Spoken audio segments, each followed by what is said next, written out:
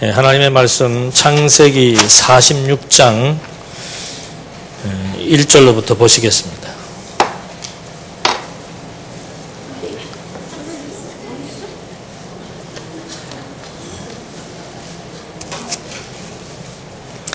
창세기 46장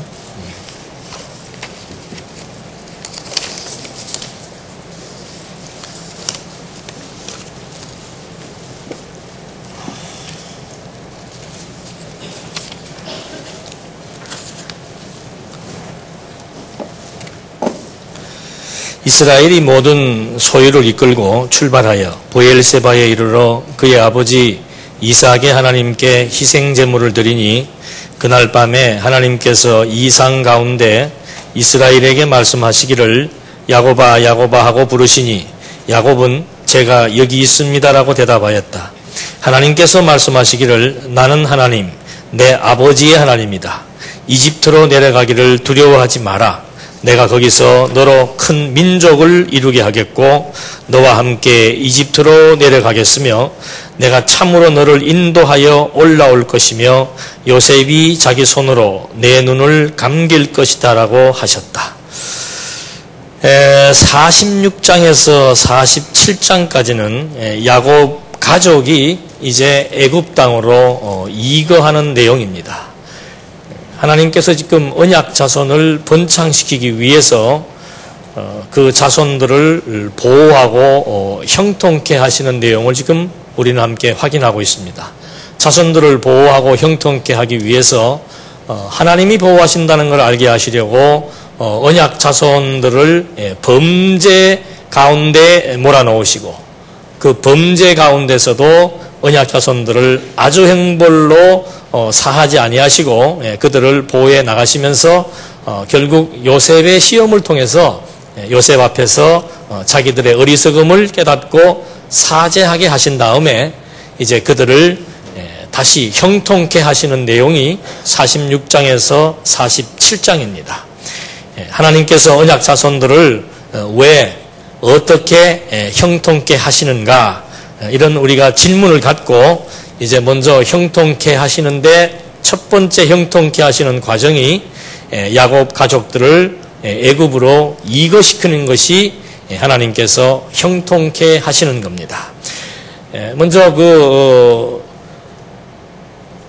자연적인 현상은 흉년이 왔기 때문입니다. 흉년 가운데서 하나님께서 이들을 가족들을 구원하시기 위해서 요셉을 애굽에 준비시켜 놓고 그 다음에 그 흉년 때문에 이들을 애굽으로 이주시켜서 애굽에서 굶지 않고 흉년을 잘 모면할 수 있도록 해주는 것이 자연 환경을 통한 현상적인 형통의 내용인데 우리는 야곱의 70명의 가족들이 애굽으로 이주하는 그런 그 경로와 내용들을 통해서 정말 하나님께서 왜 이들을 야곱으로 이주시키는가에 대한 신학적 의미를 찾아보도록 하겠습니다. 하나님께서 지금 야곱의 식구들이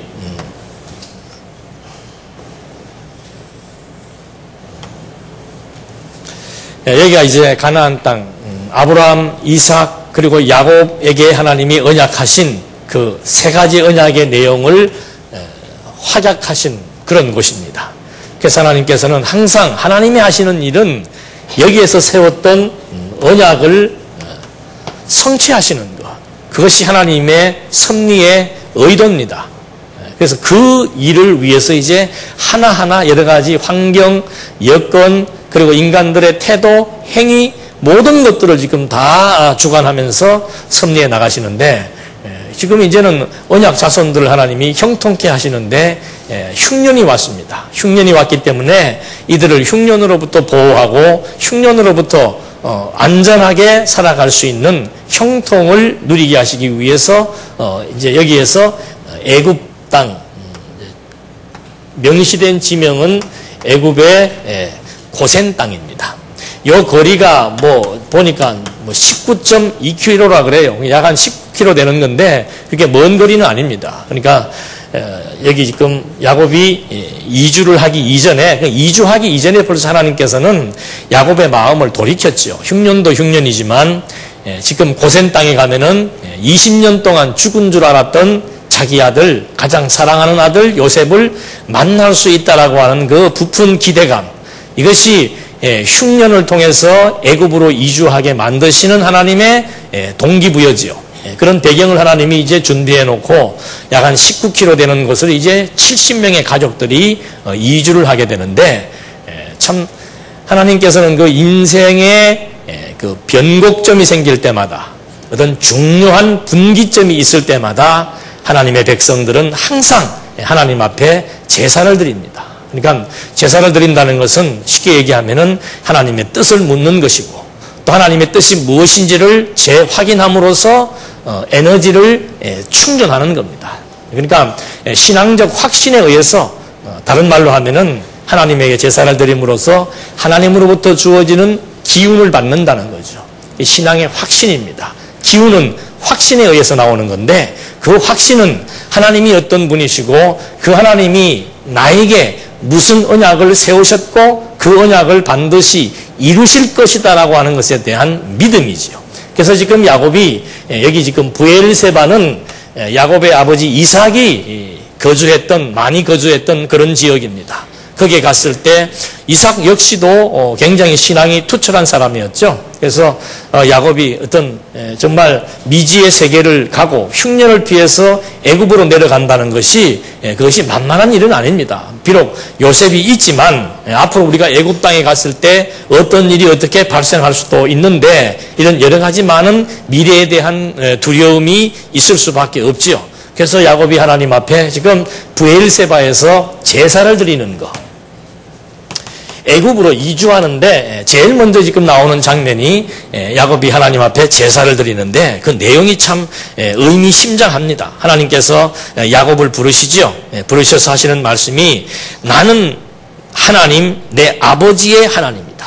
그러니까 야곱은 하나님께서 아버지 이삭에게 어떻게 섭리하셨는지를 잘 알고 있습니다. 이제 중요한 대목 중에 중요한 사건 중에 하나가, 이삭이 어릴 때 벌써 모리아산으로 가서 제물로 바쳐지기 직전에 하나님이 양을 미리 제물로 준비해 두었다가 요셉의 생명을 보호하신 그런 사건들, 그리고 이삭이 전쟁을 통해서 땅을 확보하고 또 점점 지경을 넓혀갔던 그런 사건들, 이삭과 더불어 함께했던 하나님이 정말 전능자라고 하는 사실을 야곱은 알고 있기 때문에 하나님께서 당신을 소개할 때, 나는 내 아버지의 하나님이다, 이집트로 내려가기를 두려워하지 마라. 그러니까 항상 하나님, 야곱이 옛날에 여기에서 그 하란으로 갔을 때도 야곱이 베델에서 돌베개 자고 누워 있을 때 하나님이 베델에서 나타났고 꿈중에 나타나셔가지고 처음 하는 말이 두려워하지 말랍니다. 우리가 그 미래에 대해서, 모든 현대인들의 스트레스는 미래에 대한 두려움입니다. 앞으로 어떻게 될 것인가, 내일이 어떻게 될 것인가, 내가 하는 일이 장차 어떻게 될 것인가, 앞으로 우리 아이들은 앞으로 어떻게 살 것인가, 전부 미래에 대한 불안과 두려움, 초조함이 우리의 그 정신세계를 억압하고 압박하는 스트레스의 요인이 되는데, 역시 지금 야곱에게도 미래에 대한 두려움은 이건 금할 수가 없는 거죠. 하나님은 너무도 잘 아시기 때문에 여호수아가 가나안 땅을 정복하게 할 때도 두려워하지 마라.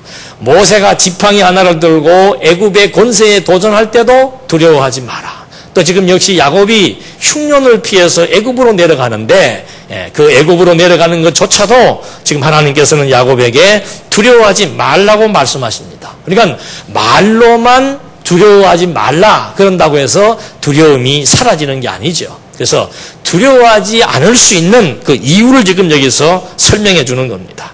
이집트로 내려가기를 두려워하지 마라. 왜 그러냐면 내가 거기서 너로 큰 민족을 이루게 하겠고, 그러니까 애굽에 내려가게 되면은 애굽에서 내가 큰 민족을 이루게 하겠다. 이 큰 민족은 이미 아브라함, 이삭, 야곱에게 하나님이 세우신 첫 번째 약속의 내용입니다. 그러니까 벌써 아브라함을 통해서 이삭을 통해서 야곱은 하나님은 큰 민족을 이루어 주시겠고 가나안 땅을 정복하게 해주신다고 약속했는데 그 약속에 대한 어떤 부분적인 경험을 야곱은 가지고 있지요. 야곱도 하란 땅에 가서 20년 세월 10번씩이나 속임을 당하면서 20년 세월을 살았지만 거기에서 자손을 번창시켜 왔기 때문에 하나님이 지금 하시는 그 약속의 말씀에 대한 신뢰도가 높다는 거죠. 그래서 내가 너로 큰 민족을 이루게 하겠고 또 중요한 것은 뭔가 너와 함께 이집트로 내려가겠으며 그러니까 야곱 혼자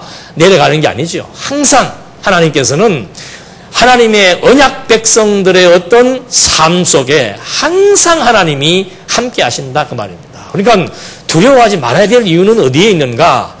내가 애굽에 혼자 내려가거나 내가 내 인생의 주체가 아니고 항상 모든 역사 섭리의 주체는 하나님이라고 하는 사실. 그래서 하나님이 함께한다 이 말입니다. 어디를 가든지 무슨 일을 하든지 하나님은 너에게 세운 무엇이 있기 때문에 언약이 있기 때문에 그 언약을 반드시 이루시는 여호와로 존재하시는 그 하나님이 함께 하신다라고 하는 것은 뭐 더 이상의 말이 필요 없는 거죠. 그래서 우리는 하나님을 신실하신 분이라고 시편 기자가 노래하는 내용의 배경도 전부 하나님은 당신이 세운 언약을 당신이 이루기 위해서 당신이 함께해서 당신이 끝까지 책임지고 이루어 내신다라고 하는 거.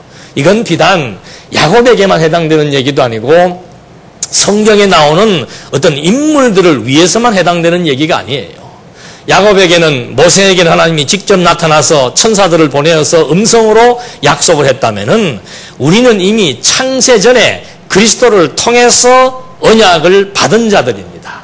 우리의 삶이 남으로부터 육신적인 사망에 이르기까지 전 생애가 그리스도가 보증인이 되어서 그리스도를 통해서 언약을 받은 언약의 대상들이기 때문에 하나님이 야곱과 함께해서 모세와 함께해서 그들의 일생을 주도적으로 섭리해 나가시면서 언약을 이루신 여호와로 존재하신 확정적 사실처럼 오늘 우리들도 똑같이 하나님이 언약을 세우셨고 언약을 세우신 하나님이 야곱과 함께 하시는 것처럼 우리하고도 똑같이 함께 하신다는 것. 이런 사실들은 너무도 자명한 일이지요. 그래서 지금 야곱에게 두려워하지 말라고 말씀하신 이유도 근본적으로는 하나님이 함께해서 하나님이 세우신 약속을 이루실 것이기 때문에 걱정하지 말고 내가 같이 애굽으로 내려가겠으며 내가 참으로 너를 인도하여 올라올 것이며 요셉이 자기 손으로 내 눈을 감길 것이다 라고 하셨다. 그러니까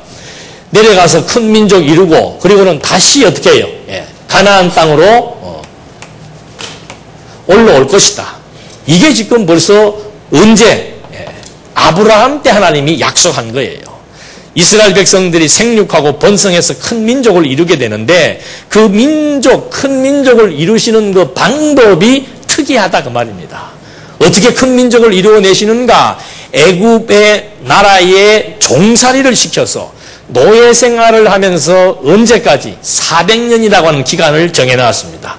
400년 동안 노예 생활을 통해서 큰 민족을 이루어 주겠다고 하나님이 세우신 언약에 기초해서 그 언약을 한 번 더 지금 야곱에게 상기시켜 주는 거예요. 그러니까 너 애굽에 내려가는 문제에 대해서는 아무런 염려하지 마라. 왜냐하면 반드시 지금 이 백성은 애굽에 내려가서 번성해야만 되고 또 400년의 기간이 지나면은 반드시 가나안 땅으로 돌아오게 돼 있다라고 하는 사실을 한 번 더 상기시켜 주면서 이 일이 왜 이루어지는가? 하나님이 함께해서 이 일이 반드시 이루어질 것이기 때문에 전혀 두려워하거나 걱정하지 말고 그리고 네가 지금 애굽에 내려가게 되면은 네가 가장 사랑하는 아들 요셉이 너의 눈을 감길 것이다. 그러니까 뭐 지금 야곱이 나이가 많죠. 많아서 애굽에 가면은 뭐 어떻게 될지 몰랐는데 너는 애굽에서 죽게 된다. 그러나 염려하지 말 것은 야곱 너는 사랑하는 아들 요셉 총리에 앉아있는 요셉이 너 눈을 감길 것이니까 아무런 걱정 근심하지 말라고 하는 하나님의 확신적인 그런 하나님의 대답. 이것에 의해서 이제 요셉이 힘을 얻는 거죠. 그러니까 아까도 말씀드린 대로 뭐 다른 말로 하면은 이 제사라고 하는 것은 하나님과의 관계를 통해서 길을 받는 겁니다. 힘을 얻는 거예요. 하나님을 모르는 사람들은 돈으로 힘을 받기도 하고 명예로 힘을 받기도 하고 세상 권력으로 힘을 받기도 하지만 하나님의 백성들은 돈이든 명예든 권세든 모든 것의 주체는 하나님이십니다. 모든 것의 근본은 하나님이세요. 그러니까 그 하나님이 함께해서 하나님의 뜻을 따라 하나님이 섭리해 나가신다는 사실에 대한 확신을 갖게 하는 것, 그거 이상 우리에게는 힘이 될 수 있는 것이 없는 거죠. 그래서 하나님께서 야곱에게도 다른 것으로 힘을 주는 것이 아니고 모든 섭리의 주체이신 창조와 종말에 이르기까지 모든 역사를 뜻대로 섭리해 나가시는 그 하나님께서 야곱과 함께해서 하나님이 세우신 언약을 이루시는 과정에 네가 있다는 사실을 깨닫게 해주심으로써 야곱으로 하여금 확신을 갖고 이제 출발하도록 그렇게 하나님께서 섭리를 해나가시는 거예요. 그렇게 되니까 이제 자연스럽게 여기에서 이 제사로 말미암아 야곱은 두려움도 사라지고 하나님에 대한 확신과 더불어서 하나님은 나와 함께 하신다. 그거 하나에 대한 믿음 가지고 이제 여유 있게 자신감에 충전해서 이쪽 고센 땅으로 이주하게 되는 거죠. 그래서 여기서 보면은 두 번째는 이주한 명단이 소개됩니다. 그 명단은 70명이 이제 야곱의 가족 70명이 애굽으로 이주했다고 설명이 지금 되고 있습니다. 그 내용들은 뭐 나중에 다들 읽어보시고 중요한 내용은 이주에 있어서 중요한 내용은 가족 70명이 이주했다라고 하는 거.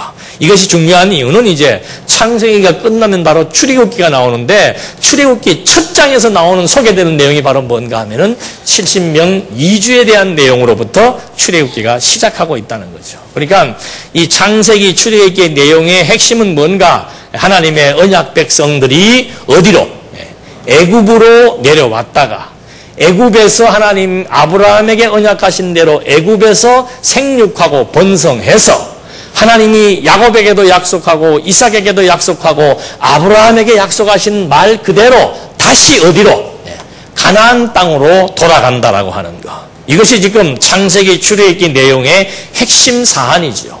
이 일을 위해서 지금 하나님이 여러 가지 많은 것들을 섭리해 나가시는 거예요. 그래서 이주하는데 땅도 하나님이 지경을 다 정해놓은 거예요. 이미 이 고센 땅은 이 사람들은 목축하는 사람들입니다. 그런데 그 애굽 사람들은 그 농사를 짓는 사람들이기 때문에 정처가 없이 주구가 불명하지 않고 이렇게 떠돌아다니는 목축업을 하는 사람들을 경시하는 그런 경향이 있었습니다. 그래서 이 사람들이 도착했을 때 이제 요셉과 아버지가 눈물로 상봉하는 내용이 이제 그 다음에 소개가 됩니다. 그러니까 한 19.2km의 그 길을 이제 뭐 얼마 되지 않는 길이죠.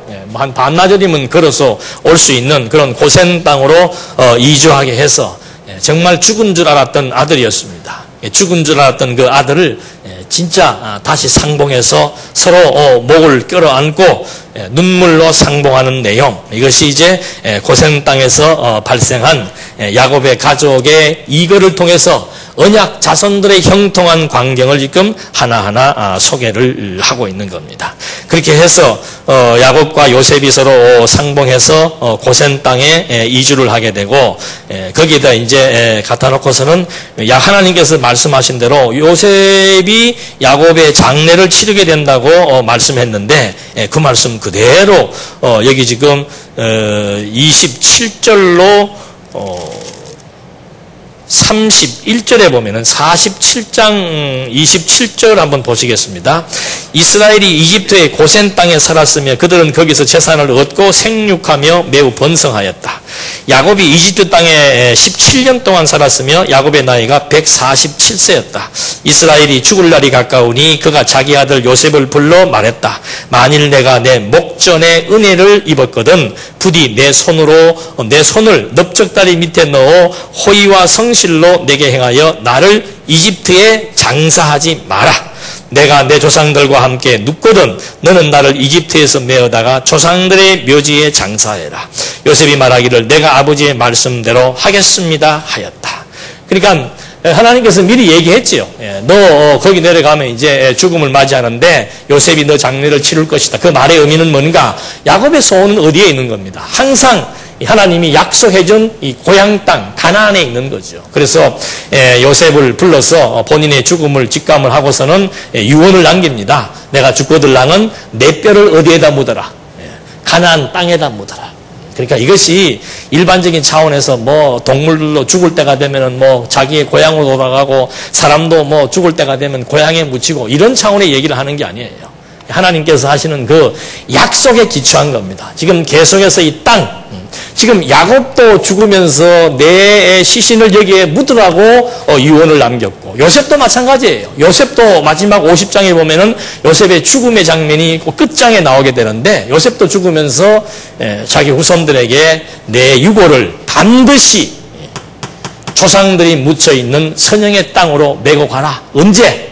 애굽에서 번성해서 출애굽할 때 내 시신을 내 유고를 끌고 가서 조상의 땅, 언약의 땅에다가 나를 묻어라. 이 말의 의미는 뭔가? 전부 하나님의 언약에 기초한 얘기입니다. 애굽에서 생육번성할 것, 그리고 이들이 반드시 거기에서 400년 기한이 차면은 거기에서 해방되어져서 반드시 가나안 땅으로 돌아가게 될 것에 대한 하나님의 언약. 이것이 지금 이제 이주와 관련된 신학적 의미라고 우리는 확인해 볼 수 있습니다. 그러니까 흉년을 통해서 이사를 한 거예요. 흉년을 통해서 이사를 했지만 야곱 역시도 자기가 살면서 애굽으로 내려갈 것이라고 하는 약속은 받았지만은 정말 애굽으로 내려갈 것에 대한 것들에 대한 깊은 생각은 하지 않을 수도 있었겠죠. 그리고 또 한 가지 중요한 것은 뭔가?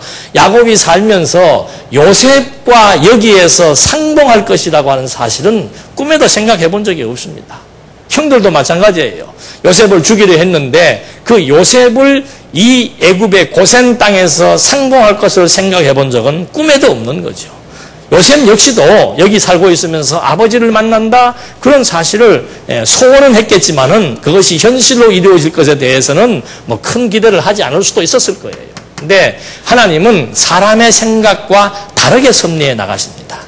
야곱은 흉년이 아니었으면 여기 안 가려고 했겠지요. 형들도 흉년이 아니었으면은 고센 땅에 가서 요셉과 상봉할 수가 없다 이 말입니다. 그런데 하나님이 섭리는 뭔가? 이미 아브라함 때 하신 언약이 있기 때문에 하나님은 반드시 언약을 성취하시는 여호와이기 때문에 자연 환경을 통해서 또는 요셉을 미리 여기로 보내어서 총리로 만들어서 흉년이 들었을 때 야곱의 가족들을 구원할 수 있도록 하나님이 요셉을 준비하시고 흉년을 준비하셔서 이주하게 하시는 하나님의 섭리 역사.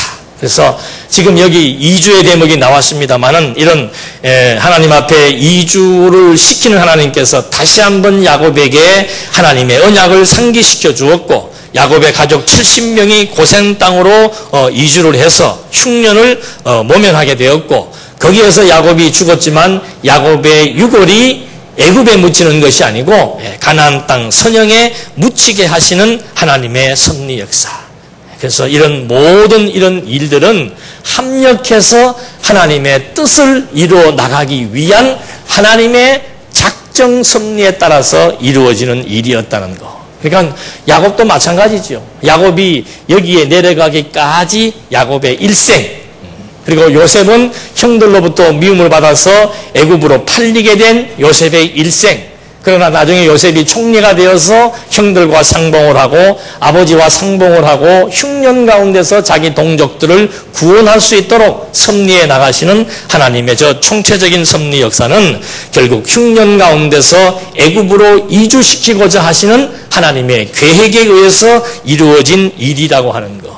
그 일을 위해서 이 계획은 이미 요셉을 통해서 하나님이 꿈으로 언약을 했죠. 그 꿈으로 언약하신 그대로 형들의 집단들이 요셉의 집단을 향해서 절하는 것처럼 이제 요셉이 총리가 되어서 흉년 가운데서 자기 형들을 만나게 되고 아버지를 만나게 되어서 구원하게 될 것에 대한 언약의 성취를 이루기 위한 역사적 사건으로서의 이주의 내용이었고 더 나아가서는 하나님께서 아브라함에게 약속하신 애굽에서 생육번성 400년 동안 노예 생활을 하면서 생육번성할 것을 약속했는데 그 약속을 이루기 위한 준비의 과정으로서 이주의 신학적 의미가 있다는 사실. 이건 더 나아가서 하나님께서 에덴 동산에서 아담이 범죄함으로 말미암아 에덴 동산에서 쫓겨나서 세상 가운데서 죽은 상태로 생육 번성한 하나님의 백성들을 둘째 아담 그리스도로 말미암아 생명의 씨앗을 주어서 생명의 기운을 주어서 거듭나고 중생시켜서 번성시킬 것에 대한 하나님의 언약, 성취, 섭리 역사를 우리에게 확인시켜주는 내용이었습니다.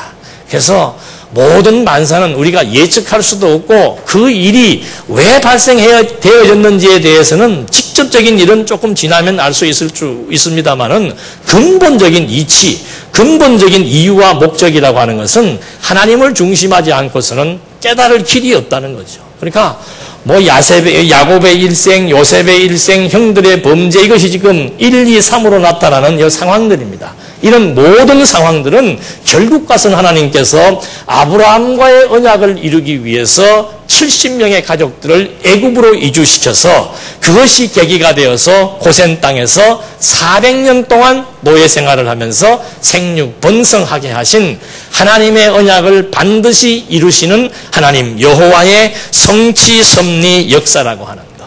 그래서 우리가 살면서 다윗이 그랬죠. 나는 크고 기이한 일을 꿈꾸지 않습니다. 왜냐하면 모든 만사가 반드시 하나님의 뜻을 따라 하나님의 능력으로 하나님이 주체가 되어서 하나님이 섭리하실 것이 너무도 분명하기 때문에 나는 내게 주어진 분복, 내게 주어진 여건, 나를 통해서 하실 일에 대해서만 내가 만족하는 것이지 절대 크고 기이한 일을 꿈꾸지 않는다고 말한 것처럼. 니느웨 저기 누구예요? 요나 보십시오. 본인은 니느웨 가는 것이 싫잖아요. 남의 나라 가가지고 지금 우리도 일본에 가가지고 일본 도쿄 가운데 가가지고 일본은 나간다라고 외치라 그러면은 아마 갈 사람 없을 거예요. 가만 놔둬도 지금 막 쓰나미가 불어오고 지진이 일어서 신경이 예민해 있는데 하나님이 어제 꿈에 나타나고 너 일본 가가지고 일본 나간다고 그래라. 그 말을 누가 하고 있겠습니까? 요나도 마찬가지지요. 그래서 니느웨로 가지 않고 다시스로 도망을 갔지만 결국에 가서는 어디로 가야 됩니까?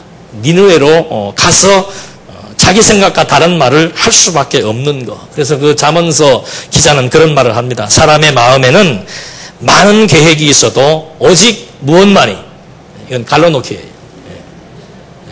사람의 마음에는 많은 계획이 있어도 오직 무엇만이 여호와의 뜻만 어떻게 되리라? 완전히 서리라. 그래서 우리는 아침에 짧은 시간입니다만은 야곱의 70명의 가족들이 애굽 땅으로 이주한 이것이 단순히 먹고 살기 위한 흉년을 피가하기 위한 방편으로서의 이주가 아니고 하나님은 이미 아브라함을 통해서 언약하신 하나님의 그 원대한 계획을 이루시는 여호와라고 하는 사실을 자기 백성들에게 알고 하나님이 여호와로 존재하신다는 사실 앞에 그분을 경외하며 살게 하기 위한 신학적 의도에 의해서 모든 만사가 진행된다는 사실을 우리가 또 한 번 확인해 본 것입니다. 기도하시겠습니다. 은혜와 사랑이 풍성하신 하나님 아버지, 성경의 역사를 통해서 우리는 다시 한번 정말 모든 섭리 역사가 하나님의 작정, 계획, 뜻에 의해서 성취되어진다는 사실 앞에 또 한 번 우리의 생각들을 정돈할 수 있습니다. 크고 기이한 일 꿈꾸지 말게 하시고 우리의 마음속에 여러 가지 복잡한 생각들 정리하게 해주셔서 우리에게 발생되어지는 흉년이나 공고나 기근이나 어떠한 문제들 앞에서도 두려워하지 않고 하나님의 함께 하심을 통해서 담대함을 갖고 우리에게 주어진 일을 통해서 여호와 경외하기를 배우며 살아갈 수 있도록 인도해 주시옵소서. 예수님의 이름으로 기도드립니다. 아멘.